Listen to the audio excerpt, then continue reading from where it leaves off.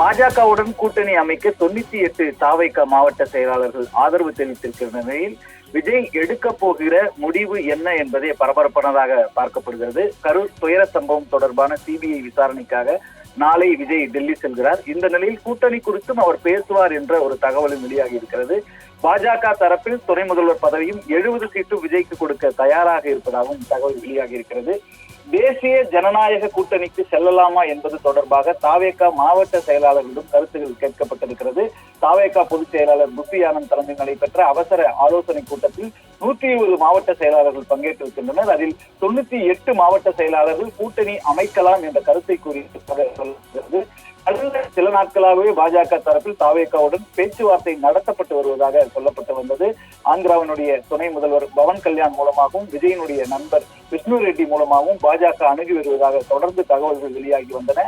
ஆனால் பாஜகவை கொள்கை எதிரி என்று விஜய் ஏற்கனவே அறிவித்துவிட்ட நிலையில் கொள்கை எதிரியான பாஜகவுடன் அவர் கூட்டணி வைப்பாரா என்கிற கேள்வி எழுந்தது. கடந்த வாரத்திலிருந்து, அதாவது சனி ஞாயிற்றுக்கிழமைகளில் இருந்தே பல ஊடகங்களில் விஜய் தலைமையிலான தமிழக வெற்றி கழகம் தேசிய ஜனநாயக கூட்டணியில் இணையுமா என்பது குறித்த ஊகங்கள் வலம் வர ஆரம்பித்தன. பாஜகவை சேர்ந்த KS ராதாகிருஷ்ணன் தனது எக்ஸலத்திலே ஒரு பதிவை வெளியிட்டார். அந்த பதிவிலே தமிழக வெற்றி கழகம் பாஜக அதிமுக கூட்டணியில் இணைய வேண்டும் என ஆந்திர மாநிலத்தினுடைய துணை முதல்வர் பவன் கல்யாண் பேசியிருப்பதாக குறிப்பிட்டார். விஜய் தேசிய ஜனநாயக கூட்டணிக்குள் வருவாரா போவாரா என்பது குறித்து தெளிவான முடிவு எதையும் என்னுடைய அளவிலே சொல்வதற்கு இல்லை. ஆனால் பவன் கல்யாண் இது குறித்து பேசியிருப்பது உண்மைதான் என்று குறிப்பிட்டிருந்தார்.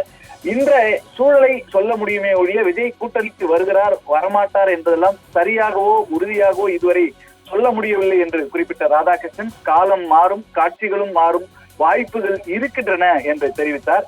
இதற்கு பிறகுதான் தமிழக பாஜகவினுடைய செய்தி தொடர்பாளராக இருந்த ANS பிரசாத் ஒரு அறிக்கையை வெளியிட்டார். அதில் திமுகவை ஆட்சிக்கு வரவிடாமல் தடுப்பதுதான் தன்னுடைய லட்சியம் என்று தமிழக வெற்றி கழக தலைவர் விஜய் கூறி வருகிறார். இது உண்மையாக இருந்தால் அவர் அதிமுக பாஜக கூட்டணியில் இணைய வேண்டும் என்ற ஒரு அழைப்பை விடுத்தார். ஆட்சி அதிகாரம் யாருக்கு எத்தனை சீட், யார் முதல்வர் என்பதை விட தமிழகத்தை மீட்டு தமிழக மக்களை காப்பாற்ற யார் முதல்வராக வரக்கூடாது என்பதுதான் நம்முடைய ஒவ்வொருடைய சிந்தனையாக இருக்க வேண்டும் என்று குறிப்பிட்டிருந்தார். உங்களுக்கான தகுதியான இடத்தை தேசிய ஜனநாயக கூட்டணி நிச்சயம் வழங்கும் என்று கூறியவர் விஜய் தனித்து நின்று சக்தியை நிரூபிப்பேன் என்று கூறுவதை விட நடைமுறை அரசியலை புரிந்து கொண்டு திமுக மீண்டும் ஆட்சிக்கு வரக்கூடாது என்ற தமிழக மக்களுடைய எண்ணத்தை வெற்றி பெற செய்ய வேண்டும் என்று கூறியிருந்தார். விஜய் நல்லதொரு முடிவை எடுக்க வேண்டும் என்று அவர் குறிப்பிட்டிருந்த நிலையில் தமிழ்நாட்டினுடைய நலனுக்காகவும் ஜனநாயகத்தை பாதுகாப்பதற்காகவும் தேசிய ஜனநாயக கூட்டணிக்கு வருவது காலத்தின் கட்டாயம் என்று தெரிவித்திருந்தார். இந்த அறிக்கையை அடுத்து தேசிய ஜனநாயக கூட்டணியில் தமிழக வெற்றி கழகத்திற்கு 50 இடங்களிலிருந்து 60 இடங்கள் வழங்கப்படும் என்றும் அந்த கூட்டணி சட்டமன்ற தேர்தலில் வெற்றி பெறும் நிலையில் விஜய்க்கு துணை முதல்வர் பதவி வழங்கப்படலாம் என்றும் சில தகவல்கள் வெளியாகி இருந்தன.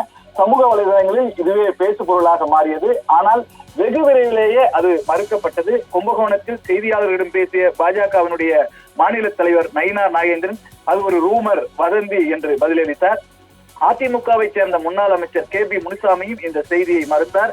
விரைவிலேயே தேசிய ஜனநாயக கூட்டணி தாவேகா கூட்டணி என்பது பொய் என்பது உறுதியானது.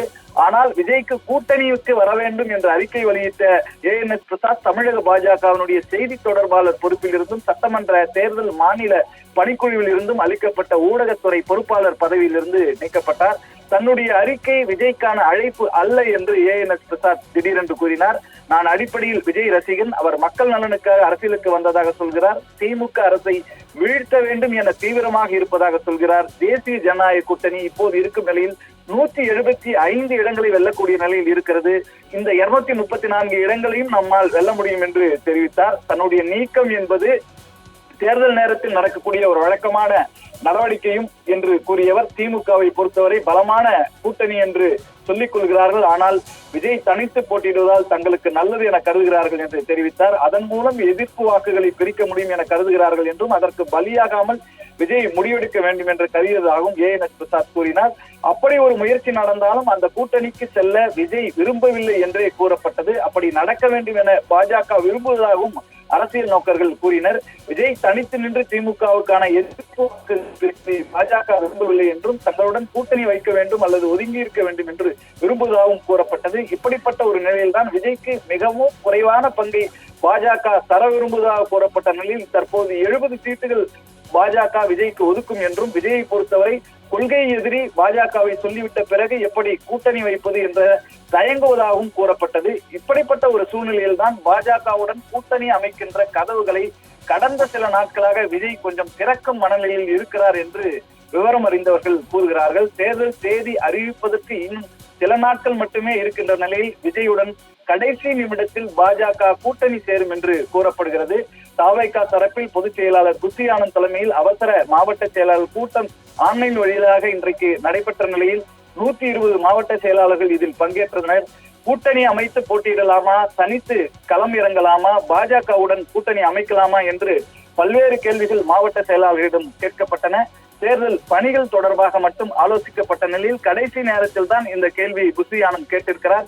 இதற்கு 120 மாவட்ட செயலாளர்களில் 98 மாவட்ட செயலாளர்கள் பாஜகவுடனான கூட்டணிக்கு ஆதரவு தெரிவித்ததாக கூறப்படுகிறது. அதே போல் அனைவரும் விஜயனுடைய முடிவு என்னவோ அதற்கு ஆதரவளிப்போம் என்றும் கூறியிருக்கிறார்கள். விஜயனுடைய முடிவில் மாற்றம் இருக்குமா என்ற சந்தேகம் எழுந்த நிலையில்தான் பாஜக தரப்பில் துணை முதல்வர் பதவியும் 70 சீட்டு விஜய்க்கு கொடுப்பதாக ஒரு பேச்சுவார்த்தை நடப்பதாக தகவல் வெளியாகி இருக்கிறது. கரூரில் தாவேகா தலைவர் விஜய் பிரச்சாரத்தின் போது எதிர்பாராமல் ஏற்பட்ட கூட்ட நெரிசலில் சிக்கி 41 பேர் உயிரிழந்த விவகாரத்தில் சிபிஐ விசாரணைக்காக நாளை மதியம் விஜய் தனி விமானம் மூலம் டெல்லி புறப்பட்டு செல்கிறார். 15ஆம் தேதி காலை சிபிஐ அதிகாரிகளுடைய விசாரணைக்கு தாவேகா தலைவர் விஜய் நேரில் ஆஜராகி விளக்கம் அளிக்கிறார். அவருடன் தாவேகா நிர்வாகிகள் சிலரும் டெல்லி செல்கின்றனர். எனவே மார்ச் 15ஆம் தேதி கூட்டணி குறித்த அறிவிப்பும் வெளியாக கூடும் என்று சில அரசியல் விமர்சகர்கள் ஆர்வலர்கள் ஆர்வம் சொல்லியிருக்கிறார்கள். மார்ச் 15ஆம் தேதி பதில் தெரிய வரும். பல கட்டத்தில் பாஜக ஒரு பேச்சுவார்த்தையை தொடங்கி இருக்கின்ற நிலையில் விஜய் என்ன முடிவெடுக்க போகிறார் என்பதே மிகப்பெரிய ஒரு எதிர்பார்ப்பை ஏற்படுத்தி இருக்கிறது.